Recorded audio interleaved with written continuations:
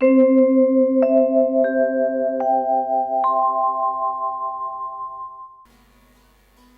अपने शरीर में ही आप देख लो, कोई तत्व ज्यादा हो जाए तब भी परेशानी और कम हो जाए तब भी परेशानी। शरीर में अगर शुगर न हो, चक्कर आने लगेगा, आदमी बेहोश हो जाएगा, और ज्यादा हो जाए बोले तो डायबिटीज हो जाएगी, बीमारी हो गई। नमक कम हो जाए बोले बीपी लो हो जाएगा, ज्यादा हो जाए बोले हाई हो जाएगा। जरूरत है लेकिन उसकी एक सीमा है, उस अनुपात से कम और ज्यादा हुआ तो वही रोग बन जाएगा। उसी प्रकार सृष्टि में सतोगुण, रजोगुण, तमोगुण, ये तीनों गुण बराबर मात्रा में अनुपात में रहेंगे तो सृष्टि व्यवस्थित चलती है। अगर सृष्टि में सतोगुण की आवश्यकता है तो तमोगुण की भी आवश्यकता है। तमोगुण नहीं रहेगा तब भी सृष्टि नहीं चलेगी। और हमारे आपके जीवन में भी है, तमोगुण ना आवे तो हम लोग मर जाएंगे। क्या है तमोगुण? बोले सतोगुण रहता है तो हम जगते हैं, ज्ञान विज्ञान को समझते हैं, और तमोगुण आता है तब बोले फिर नींद आती, सो जाती है। अब नींद ना आवे तो कोई जिएगा? कहने का मतलब कि सतोगुण, रजोगुण, तमोगुण, इन तीनों का मिश्रण ही सृष्टि है। और जब कोई गुण घटता है, कोई बढ़ता है, तो भगवान का यही काम है कि उन गुणों को भगवान व्यवस्थित करते हैं। यही भगवान की लीला है। सुखदेव जी कहते हैं कि जय काले तु सत्वस्य देवर्षीन् रजसोसुरान्। जब सतोगुण सृष्टि में बढ़ने लगता है तो देवता और ऋषियों का बल बढ़ने लगता है। ऋषि लोग बढ़ते हैं, खूब धर्म का प्रचार होता है, ऋषि मुनि महात्माओं के आश्रम में वेद पाठ होता, धर्म के कार्य होते हैं, देवता लोग प्रफुल्लित और आनंदित होते हैं, देवताओं का बल बढ़ता है सतोगुण के बढ़ने पर। और रजोगुण के बढ़ने पर रजसोसुरान, रजोगुण के बढ़ने पर असुर लोग बढ़ते हैं। तमसो यक्ष रक्षांसी, तमोगुण की वृद्धि होने पर यक्ष और राक्षसों की वृद्धि होती है। अब भगवान देखते रहते, जब देवता बहुत बढ़ने लगे, देवताओं का बल बढ़ने लगा, ऋषि मुनियों का वैभव बढ़ने लगा, सतोगुण बढ़ने लगा, तो परिणाम बोले सतोगुण के बढ़ने पर तमोगुण और रजोगुण घटने लगा। तो भगवान ने देखा अब ये गड़बड़ हो रहा है, थोड़ा ठीक करना चाहिए। तो ठाकुर जी क्या करते हैं? बोले ठाकुर जी अपनी थोड़ी शक्ति उन राक्षसों को दे देते हैं, कुंभकर्ण को, रावण को, हिरण्याक्ष को, हिरण्यकश्यप को, अपनी शक्ति उन्हें भेज दी, और फिर वे इतने प्रबल हो जाते हैं कि देवताओं को पराजित कर देते हैं, फिर गुण बराबर हो जाता है। लेकिन जब उन असुरों का गुण बढ़ने लगता है, अब वो इतने बढ़ गए कि अब देवता को ही समाप्त कर देंगे, ऋषियों को भी समाप्त कर देंगे, तब भगवान देखते हैं अब रजोगुण तमोगुण ज्यादा बढ़ रहा है, तब देवताओं के पक्ष से भगवान स्वयं युद्ध करने के लिए आ जाते हैं और उन्हें समाप्त करके उस गुण का समन कर देते हैं। यही भगवान की लीला है। सुखदेव जी कहते हैं सतोगुण, रजोगुण, तमोगुण, इनका समन्वय करते रहना ही भगवान की यह दिव्य लीला है। और जहां तक असुरों की बात है कि भगवान इन असुरों को मारते हैं, बोले दिखता तो यह है कि भगवान इन असुरों को मारते हैं, लेकिन इन असुरों को भी वही पद मिलता है जो भगवान के भक्त को मिलता है। क्यों? बोले यो यो हताश्चक्रधरेण राजन त्रैलोक्यनाथेन जनार्दनेन। भगवान जिसको मारते हैं वो भी वैकुंठ ही तो जाता है, और जिसको भगवान तारते हैं वो भी वैकुंठ जाता है। तो भगवान चाहे तारें चाहे भगवान मारें, फल तो दोनों में एक ही मिलेगा। तो फिर अंतर क्या है? समझने की बात है। गोस्वामी तुलसीदास जी कहते हैं कि निर्वाणदायक क्रोध जाकर, भगवान का क्रोध भी निर्वाण देने वाला है, मोक्ष देने वाला है। तो भगवान मारते हैं वो भी वैकुंठ जाता है, भगवान तारते हैं वो भी वैकुंठ जाता है, तो फल में तो कोई अंतर है नहीं। और भगवान से अगर कोई पूछे कि भाई इन शत्रुओं को, इन असुरों को भी आप वैकुंठ क्यों भेज देते? ये तो आपको गाली दे रहे थे, ये तो आपका अपमान कर रहे, इनको भी आपने वैकुंठ दे दिया, और जो आपका भजन कर रहे थे, माला फेर रहे थे, उनको भी आपने वैकुंठ दिया। तो ये तो गड़बड़ बात है। क्यों गड़बड़ है? बोले ये तो उसी प्रकार से है कि अंधेर नगरी चौपट राजा, टका शेर भाजी टका शेर खाजा। ये तो अंधेर नगरी है, कोई भजन करे उसको भी वही फल, और जो आपको गालियां दे रहा है, जो आपसे युद्ध कर रहा है, उसको भी वही फल। ये तो अंधेर नगरी। अंधेर नगरी चौपट राजा की एक बड़ी कथा है।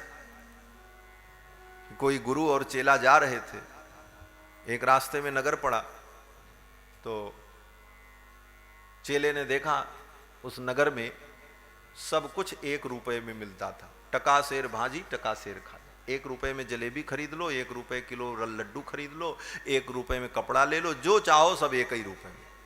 चेले ने कहा गुरुजी ये नगर तो बहुत अच्छा है, यहां तो खूब खाओ, 1 रुपए में जलेबी खाओ, रसगुल्ला खाओ, जो खाना हो आनंद करो, यहां रहने लायक है। गुरुजी ने कहा बच्चा, जहां ऐसा अंधेर हो, 1 रुपए में सब मिल रहा हो, वहां कुछ भी हो सकता है, इसलिए यहां रहना ठीक नहीं। चेले ने कहा महाराज जब होगा तब देखा जाएगा, अभी तो माल छाना जाए, खूब रसगुल्ला मालपुआ खाया जाए 1 रुपए में। गुरुजी ने कहा ठीक है, रह गए महाराज। टका सेर भाजी, टका सेर खाजा खाने लगे। अंधेर नगरी थी।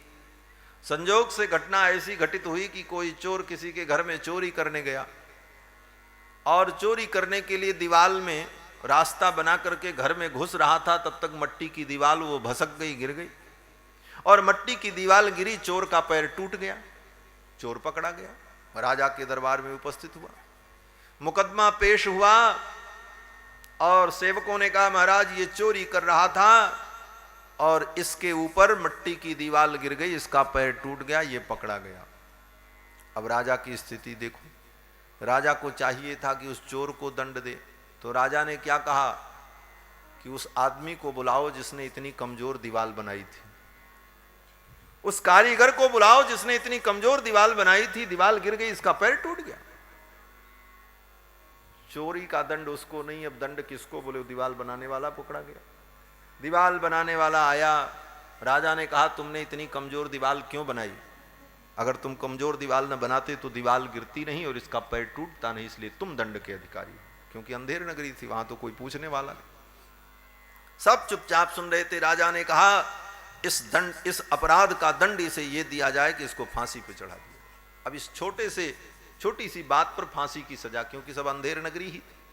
फांसी पे चढ़ाने के लिए जल्लाद लोग जब उसे लेकर के गए, उसके गले में रस्सी लपेटी, तो बेचारा दुबला पतला मजदूर आदमी, गरीब आदमी, गले में रस्सी ठीक से बैठी नहीं, फंदा फिट नहीं हुआ। तो सेवकों ने कहा महाराज ये बड़ा दुबला पतला आदमी है, गले में फंदा बैठ नहीं रहा है। तो राजा ने कहा तो ठीक है, इसे छोड़ दो, किसी मोटे आदमी को फांसी पर चढ़ा दो। क्यों? बोले अंधेर नगरी थी। अंधेर नगरी तो अंधेर नगरी, कुछ भी निर्णय राजा को करना। बोले किसी मोटे आदमी को फांसी पर चढ़ा दो। बंधुओं, बोलो श्री वृंदावन बिहारी लाल की जय। 2 बार भगवान नाम संकीर्तन कर लें। भज राधे राधे गोविंद गोविंद राधे, भज राधे राधे गोविंद गोविंद राधे, भज राधे राधे गोविंद गोविंद राधे, भज राधे राधे गोविंद गोविंद राधे, गोविंद राधे गोपाल राधे, गोविंद राधे गोपाल राधे, गोविंद राधे गोपाल राधे, गोविंद राधे गोपाल राधे, भज राधे राधे गोविंद गोविंद राधे, भज राधे राधे गोविंद गोविंद राधे, भज राधे राधे गोविंद गोविंद राधे, भज राधे राधे गोविंद गोविंद राधे, गोविंद राधे गोपाल राधे, गोविंद राधे गोपाल राधे, गोविंद राधे गोपाल राधे, गोविंद राधे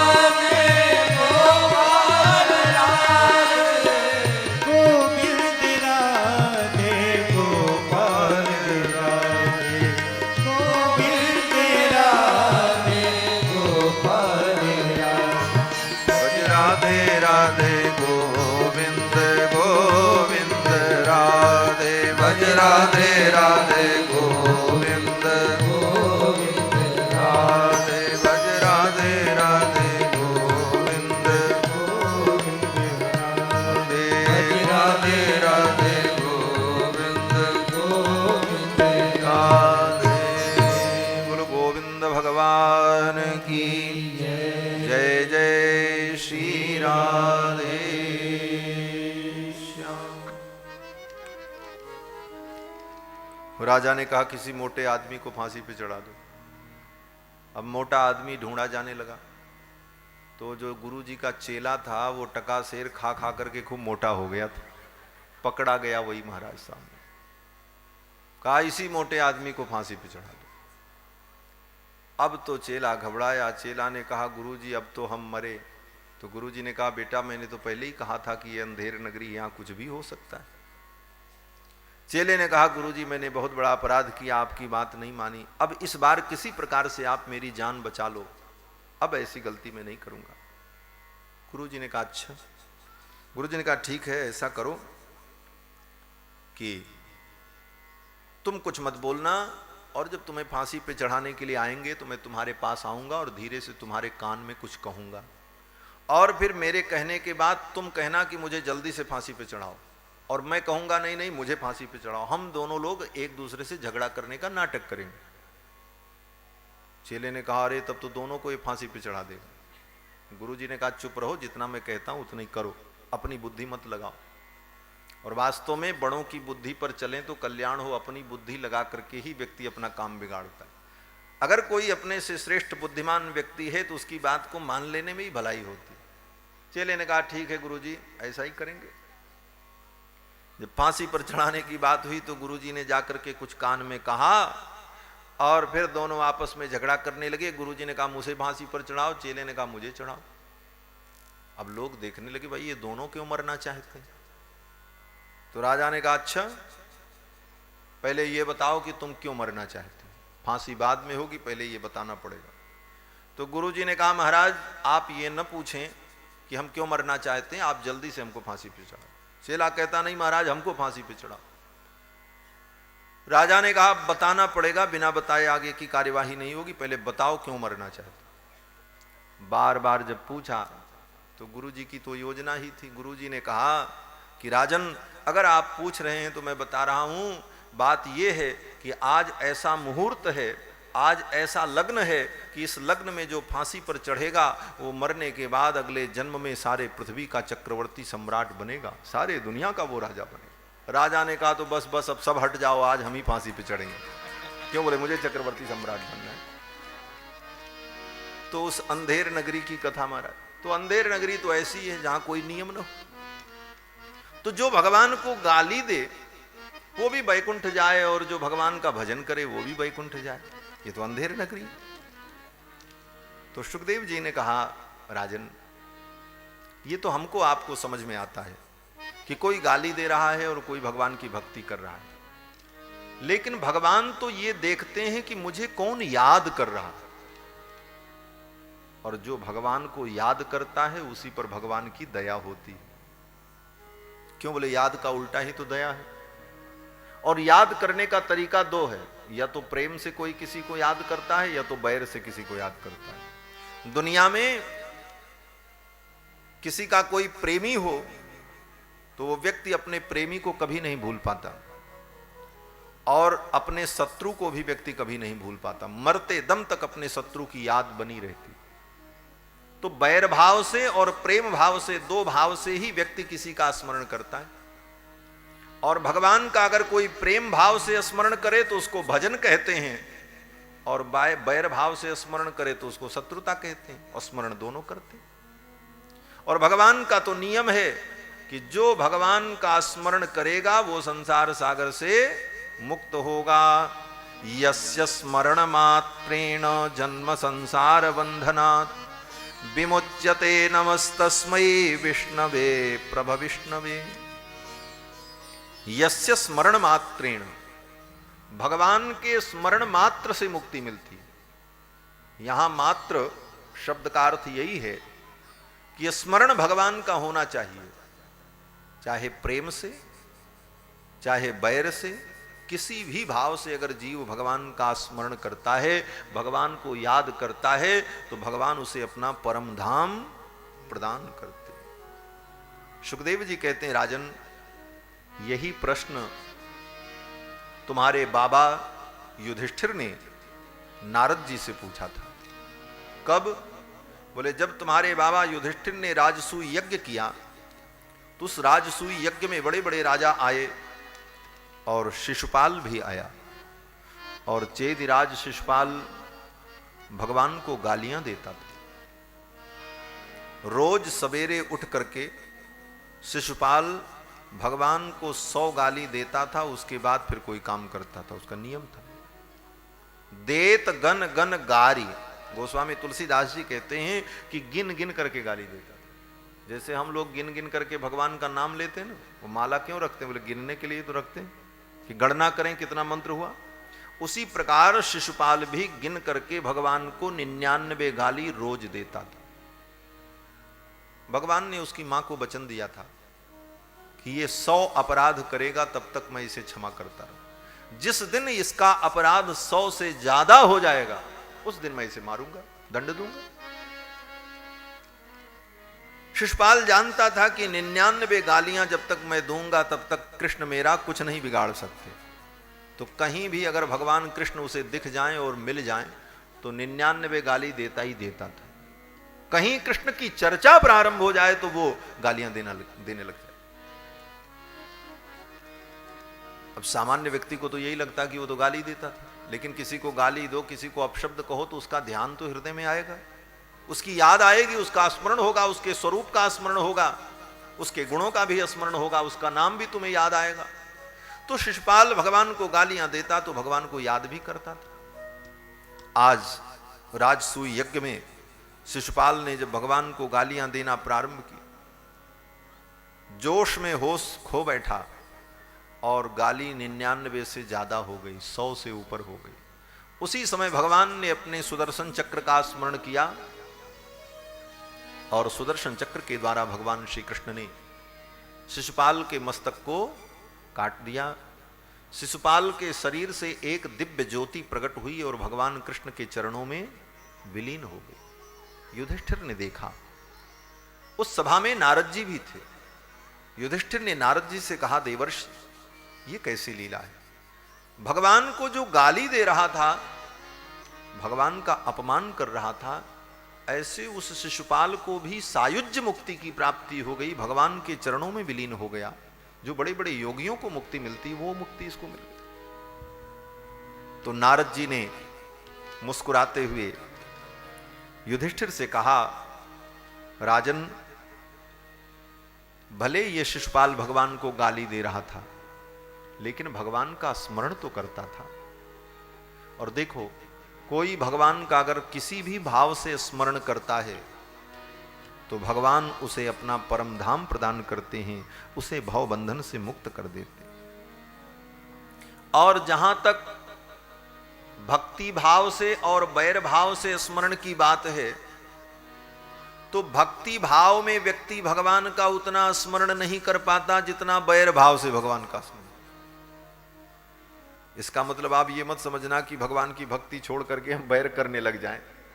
लेकिन नारद जी यहां पर कहते हैं कि यथा वैरानुबंधेन मर्त्यस्तन्मयताम यात न तथा भक्ति योगेन। नारद जी कहते हैं, राजन, भक्ति योग में भक्त भगवान का उतना स्मरण नहीं कर पाता जितना वैर भाव से ये असुर भगवान का स्मरण करते।